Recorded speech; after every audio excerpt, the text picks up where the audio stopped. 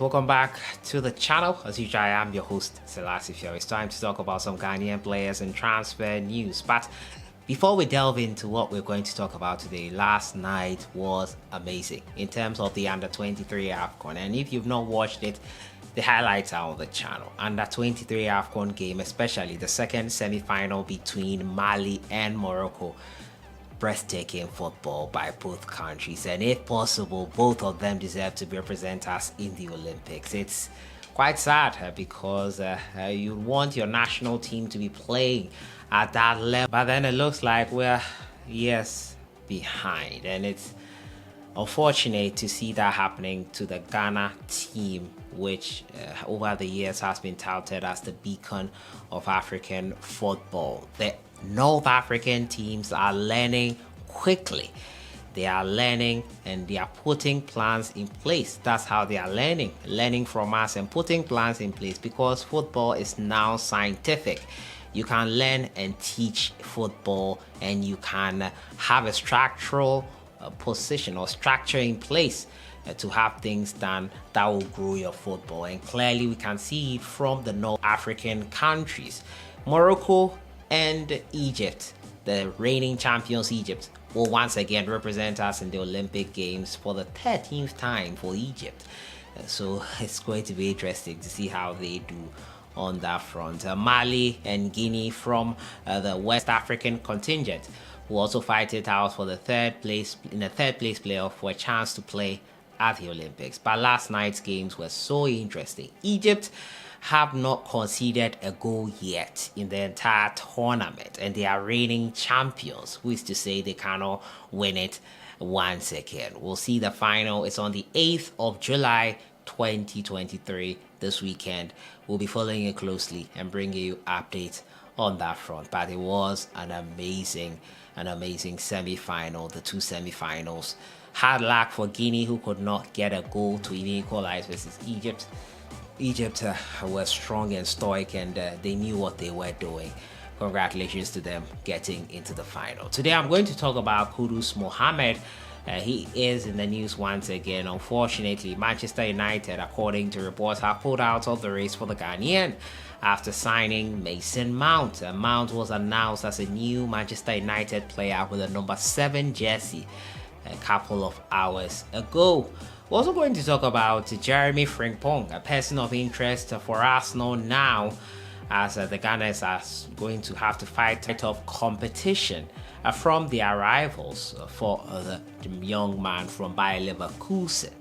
We're also going to talk about the Under-23 African Cup of Nations. Mohamed Polo has bashed Coach Chris Hughton. What were you doing there? What advice did you give the technical team? Why did it end up so poorly? Did you not do enough? Did you not care enough? Polo has posed some questions to Coach Chris Hughton, which we'll have a look at today. As usual, subscribe if you have not. Click on the notification bell to get more updates. We'll start off from the camp of MOHAMMED, who was a person of interest for Manchester United. But after the Red Devils secured the services of Mason Mount today, number 7 jersey is what he'll be wearing, it looks like they have dropped out of their interest for the Ghana midfielder MOHAMMED following the capture of the Englishman. The former English champions were tracking Kudus, who has been on the wish list of Erik ten Hag following his outstanding campaign with Ajax.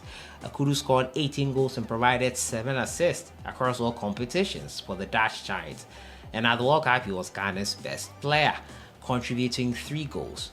With the arrival of Mount, United are set to look for a striker, with Harry Kane now the main priority.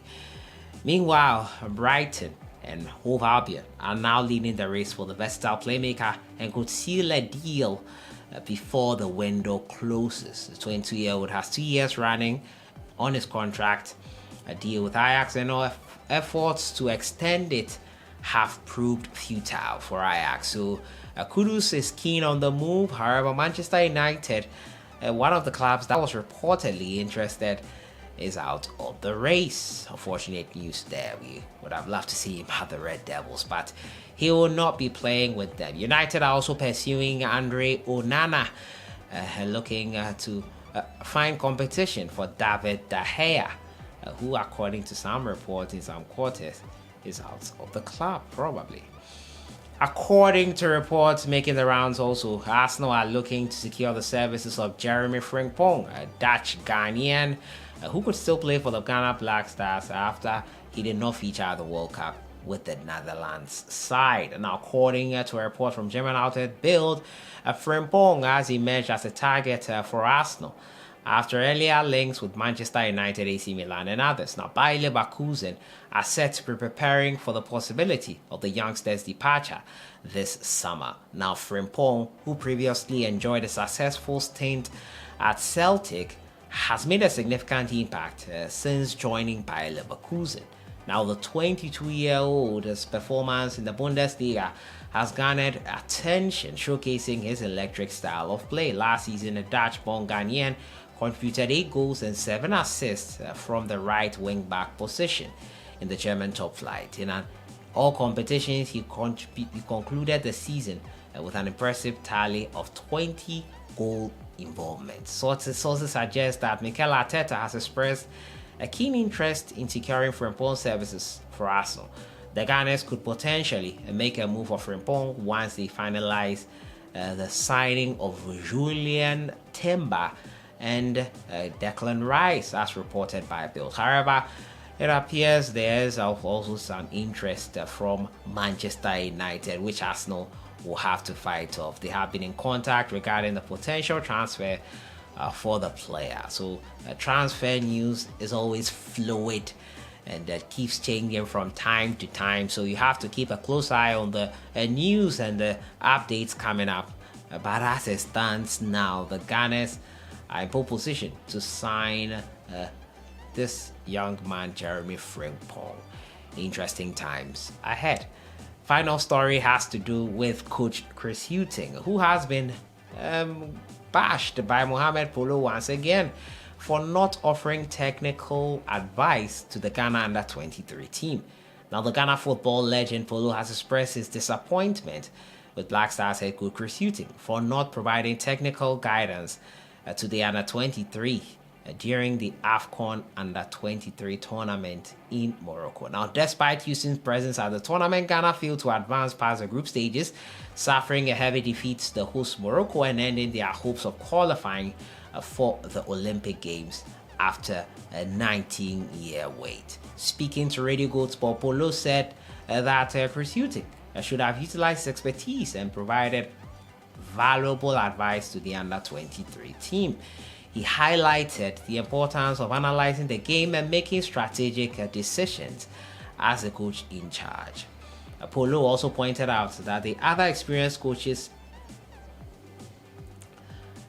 and up-and-coming talents were present at the tournament, emphasizing the need for collective support and guidance. It's not about talking too much. Football is about reading what you are watching and what is going to happen, and you are in charge. Fortunately, all the gurus out there are up-and-coming coaches who we think will be in charge or will be future coaches, including the current coach of the Black Stars. He added that you saw the Morocco and Guinea game. It was difficult for Morocco to beat Guinea, so it means the Guineans are a formidable side. We want in our second match against Morocco, Morocco whitewashed us. Morocco whitewashed us in our second match. Did Morocco whitewash Guinea?